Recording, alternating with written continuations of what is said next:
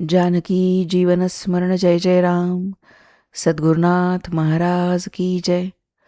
Doctor V. Kulkarni लिखित प्रेम दिवाणी मीरा. कथेचं अभिवाचन. भाग क्रमांक 19. सांगता सांगता चंदाच्या डोळ्यात पाणी आलं. काय सांगू, मीरा झोपते. तिच्या दारी कृष्ण येतो. ती झोपेतच राहते. कृष्ण दारी वाट पाहतो. ती जागी होते आणि कृष्णाला गमावते. कृष्ण तिला स्वप्नातच भेटत असतो. गीता, माझीही तीच स्थिती आहे. मी झोपते तेव्हा मला माझा गीता भेटतो. मला प्रेमानं जवळ घेतो. पण मलाही ती दुष्ट जाग येते. माझ्या गीताला मीही गमावते, दुरावते. इथं मला गीता भेटत आहे हे खरं, पण आता ही दूरता नाही सहन होत. गीता, गीता, तुझ्या माझ्यामध्ये धरलेला हा अंतरपाठ केव्हा रे दूर होईल? तिनं उसासा सोडला. गीता चुप्प बसला. त्यानं हळुवारपणानं तिचा हात हातात घेतला. आपल्या दोन्ही हातांनी तो प्रेमानं दाबला. म्हणाला, चंदा, तुला स्वप्न पडतात तशी मलाही पडत असतात ग. दिसतं. मी अजूनही वाळवंट टुळवीत येत आहे. उन्हं तापली आहेत. उंटावरून येत असताना 2-4 कोसात पाण्याचा थेंब मिळालेला नाही. मी तहानेनं व्याकुळ झाला आहे. अजूनही तेच दिसतं. मी तहानेनं व्याकुळ झालो आहे. स्वप्नातही एका विहिरीवर मी येतो.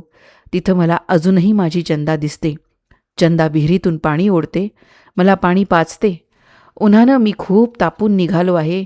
मी ते गारगार पाणी तोंडावर मारून घेतो आहे. पगडी बाजूला ठेवतो आहे आणि तुला सांगतो आहे, माझ्या डोक्यावर ओत जरासं. तू खट्याळपणानं माझ्या डोक्यावरच नाही तर साऱ्या अंगावर पोहऱ्या मागून पोहरे उरिते करतेस. मी भिजतो, शहारतो. अजूनही हेच स्वप्न पडतं आणि मी जागा होतो. थोडा वेळ कुणीच काहीच बोललं नाही. नंतर गीता म्हणाला, चंदा, तुला माझी स्वप्न पडतात, मला तुझी. खरं म्हणजे आपल्या मिलनाच्या आड कुणी येणारं नाही. आपण विवाह करू शकतो. ही सारी स्वप्न खरी करू शकतो. मग आता उशीर कशाला? चंदानं ते ऐकलं आणि ती सुखावली. पण ती विचार करू लागली, गीता, खरंच आपल्याला आता लग्न करायला हवं.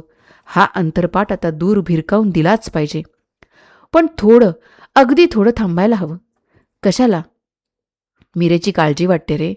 हिला 2दा मारण्याचा प्रयत्न झाला. अमात्यांनी हिचं शील लुटण्याचा प्रयत्न केला होता. सध्या जरी हे वादळ शांत झालेलं दिसलं तरी ढोका टळलेला नाही असं मला वाटतं. मीरेच्या जीवाला आज ना उद्या निश्चित धोका आहे. मग काय करू म्हणतेस? असं करूया का? मीरेच्या माहेरी जा. त्यांना सारं सांग. म्हणावं, मीरेला माहेरी बोलावून घ्या. तिच्या जीवाला धोका आहे. आता तिचं सासरी कोण आहे? ती माहेरी पोचली की आपला जीव भांड्यात पडेल. बास, हे कार्य झालं की आपण निश्चिंत होऊ. मग आपण एखादा मुहूर्त निश्चित शोधू. रागावू नकोस हा गीता. ठीक आहे, मी मेडत्याला उद्याच निघतो, गीतानं म्हटलं. मीरेचा भाऊ जयमल आणि मीरेचे काका विरमदेव यांना गीता भेटला. त्यांना मीरेच्या परिस्थितीची कल्पना दिली. मीरा विधवा झाली आहे, त्यामुळं तिला सासरी कुणाचीही सहानुभूती मिळत नाही. सासरेही नाहीत, त्यामुळे कुणाची छायावर आलेली नाही. विक्रमादित्य वयानं लहान आहेत आणि अमात्य बीजावर्गी दुखावले गेलेले आहेत. मीरेला 2दा ठार करण्याचा प्रयत्नही केला. तेव्हा छोट्या राणीला माहेरी बोलावून घ्यावं असा गीतानं आग्रह धरला. जयमलनं सारी परिस्थिती समजून घेतली.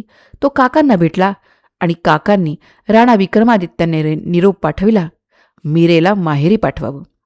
राणाजींनी मीरेला माहेरचं बोलावणं आल्याचं कळवलं. आपण तयारीत असावं, रीतसर पाठवणी करतो असाही निरोप दिला. चंदानं सर्व गाठोडी बांधली. उंटांचा एक छोटासा काफिला तयार झाला. एका उंटावर मीरा आणि चंदा बसणार होत्या. एका उंटावर त्यांची गाठोडी लादली जाणार होती. इतर काही प्रवासी सोबतीनं जाणार होते आणि संरक्षणासाठी काही हत्यारबंद बरोबर दिले जाणार होते. मीरा सासूबाईंना भेटून नमस्कार करून आली. सासूबाईही गैवरल्या. त्यांच्या मनात आलं, सून माहेरी जात आहे. खरं म्हणजे प्रथमच माहेरी पाठवत आहोत. सूनबाईची पावलं जड होऊन ती भरल्या अंगानं जायला हवी होती. मनात रागही आला. दळभद्री मेली ते संत मंडळीतलं बसणं आठवलं. कुलनाशी कार्टी? बरं आहे, जाते तर जा. पण हेही मनात आलं, आपली सून अशा रीतीनं आपल्या घराचा उंबरठा ओलांडते आहे. हे काही बरं नाही. हा सारा विचारांचा कल्लोळ मनात माजला म्हणून त्या काहीच बोलल्या नाहीत. पण मीरेनं त्यांच्या पावलांना स्पर्श करताच बेटी सुखी हो असा त्यांनी आशीर्वाद दिला. राणा विक्रमादित्यानं आपल्या वहिनीला नमस्कार केला. नंतर मीरेनं वाकून अमात्यांना नमस्कार केला. त्यांनी झटकन पावलं मागं घेतली. त्यांना कमालीची लाज वाटली. अरे, याच छोट्या राणीला आपण जीवनातून उठवण्याचा प्रयत्न केला आणि ही आपल्या पाया पडते. राणी आपल्यापुढं वागते आहे. लाजेनं त्यांना घाम फुटला. त्यांनी शेल्यानं तोंड पुसलं, आशीर्वादासाठी हात वर केला. ते हळूच पुटपुटले, हे काय करता? आम्ही या योग्यतेचे नाही. मीरा काहीच बोलली नाही. तिनं किंचित स्मित केलं, अगदी कळत नकळत. अमात्य मात्र पार विरघळले.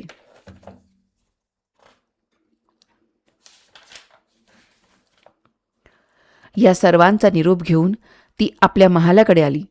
आता निघायचंच. एका बाजूला काजल उभी होती. ती जागची हलली नाही. मीरेनं तिच्याकडे पाहिलं. तीच तिच्याजवळ गेली आणि म्हणाली, काजल, येते मी. काजल मख्खासारखी उभी होती. मीरेनं तिच्या पाठीवरून हात फिरवला. काजल, तू माझ्यावर राग धरला आहेस का? माझं काही चुकलं आहे का? समजा माझं काही चुकलं असलं तर आता विसरून जा हो. एवढं बोलून मीरा खुदकन हसली. तिनं लटकेच मान हलवली आणि म्हणाली, काजल, किती रागवशील? तुझा काही स्वभाव जात नाही अजून. तुझं नाव किती सुंदर. काजल म्हणजेच कृष्ण. खरंच तुझे डोळे हरिणासारखे आहेत. सहज, स्वाभाविक काजळ घातल्यासारखं. सुरेख, टप्पोरे, काळेभोर. तुझ्या डोळ्यातच कृष्ण आहे. सांगू का? कृष्णाचं ध्यान करीत जा. काजल फणकाऱ्यानं म्हणाली, मला वेळ नाही. तरी मीरा हसली. अगं, कृष्णाचं ध्यान करायला मुद्दाम वेळ काढायला नको. रात्री अंथरुणावर झोपण्यापूर्वी थोडा वेळ मांडी घालून बस. कृष्णाची मूर्ती डोळ्यांसमोर आण. झालं. हां, एक छोटीची अडचण आहे. राजकारण दिवस गेला असेल तर ध्यान लागणं कठीण. राजकारण म्हणजे याचा राग, त्याचा द्वेष, याच्या विरुद्ध कारस्थान, त्याच्यावर मात करण्याचा प्रयत्न. मग रात्री डोळे मिटले तरी डोकं रिकामं नसतं. शांत, सात्विक, प्रेममय भावनांनी दिवस घालवला असेल तरच रात्री चटकन ध्यान लागेल. काजल, रागावू नकोस, पण तुझ्याबद्दल काही वाटतं म्हणूनच सांगते. जीवनाचा आनंद द्वेषात नाही, कृष्णाच्या प्रीतीत आहे. तुम्ही मला काही नका शिकवू. मला माझं कळतं हित. काजलनं तुकडा पाडण्याचा प्रयत्न केला. चंदनानंही म्हटलं, कशाला तुम्ही त्यांना काही सांगायला जाता? त्या काही लहान आहेत का? त्यांना त्यांचं हित कळतं. चंदा, तुला ठाऊक नाही, हीच ती गोपी आहे. त्याही वेळी रागवायची. का? तर कृष्ण माझ्याशी बोलला म्हणून, कृष्ण माझ्या घरी आला म्हणून, कृष्ण माझ्या ताटात जेवला म्हणून. चंदा, तुला ठाऊक नाही, मी त्याही वेळी हिचा राग काढण्याचा प्रयत्न केला होता. म्हटलं, कन्हैयावर रागवू नकोस ग. अगं, त्याचं सर्वांवर सारखं प्रेम आहे. त्याला प्रेमानं बोलावं. मग बघ, तो तुझ्याहीकडे येईल, जेवेल की. पण ही कृष्णाशी बोलेनाशीच झाली. तो आला तर खाडकन दार लावून घ्यायची. इश, कृष्ण मथुरेला जायला निघाला. आम्ही साऱ्या रडत होतो. त्याला निरोप देत होतो. ही दार लावून बसली. कृष्णाच्या ध्यानात आलं. तो स्वतः तिच्याकडे निरोप घ्यायला गेला. पण ही कृष्णाचं दर्शन होऊ नये म्हणून दार लावून पळून गेली. कृष्ण हिच्या दरवाजापाशी थांबला. त्यानं दारावरून हात फिरवला. ठीक आहे, जशी तिची इच्छा, असं म्हणाला आणि खिन्नतेनं परत फिरला. हिला त्यावेळी कृष्णाचं दर्शन झालं नाही. नंतर रडली ढसाढसा. काय उपयोग? पण त्यावेळी काय झालं ते झालं. आताही अशीच वागते. स्वभाव काही जात नाही. काजल, तू गोपी आहेस. दार बंद करू नकोस ग. दार उघड, दार उघड. अजूनही तुझ्या हृदयाचं दार उघड. तो कान्हा दाराशी उभा असेल. तुझ्याही आत, अगदी हृदयाच्या गाभारात कृष्णदर्शनाची ओढ आहे. काजल थोड्या वेळ चूप बसली. नंतर म्हणाली, एखाद्या शेमड्या पोरीला सांगा या गोष्टी. मला नाही पटत. भोळे भाबडे लोक येतात, त्यांना सांगत जावा या कहाण्या. मी नाही फसायची. माझ्या मागच्या जन्माची आठवण सांगते आहे. खरी कशावरून गही? खोटारडी तू. स्वतःला समजतेस तरी कोण? त्या काळाची, गेल्या जन्माची, कृष्णाची राधा की काय? असशील. तूच तसं सांगणार. पण मीच तुला सांगते, हे देवाच्या नावाखाली समाजाला फसवणं सोडून दे. हे ऐकून चंदा संतापली. काजल, तुला काही लाज? मी मीरेला लहानपणापासून ओळखते.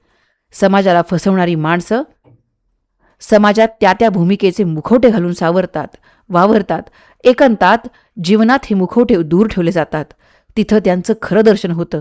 मीरेच्या जीवनात मीरा हाच मुखवटा आहे. एकांतात सुद्धा ती गोपी म्हणूनच वावरते. तिचं कृष्णभक्तीत रमलेलं मन समजायला कदाचित तुला पुढचा जन्म घ्यावा लागेल. चंदा, रागवू नये असं. काजल आपलीच आहे. तिला कळत नाही की ती कोण आहे ते, म्हणून ती तशी वागते. काजल, कोणाच्या तोंडाला लागण्याचा कशाला प्रयत्न करतेस? तू लोकांच्या डोळ्यात शिरायला हवंस, न खुपता.